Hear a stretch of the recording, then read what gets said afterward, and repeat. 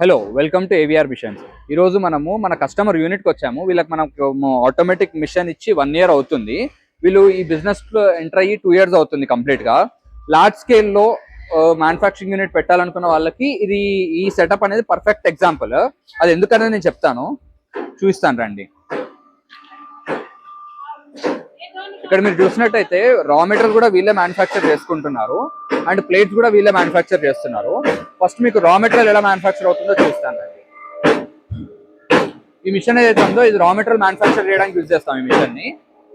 అక్కడ వచ్చేసి కార్రుగేషన్ మిషన్, ఇది కన్వేయర్ అంటారు దీన్ని. ఇందులో మనం ఏం చేస్తామంటే జనరల్ గా లామినేటెడ్ రోల్ ఎక్కిస్తాం. ఇలా ఈ లామినేటెడ్ రోల్ ఏదైతే ఉందో ఈ లామినేటెడ్ రోల్ ని ఇందులో రెడీ చేస్తాం. ఇది లామినేషన్ మిషన్ అంటారు.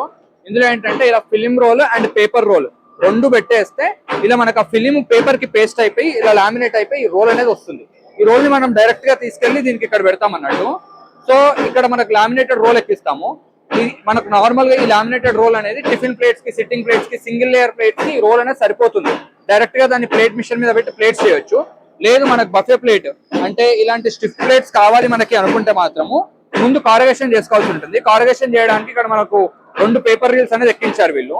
ఈ 2 పేపర్ రీల్స్ ఎక్కించిన తర్వాత ఇలా ఫ్లూట్ అనేది రెడీ అవుతుంది.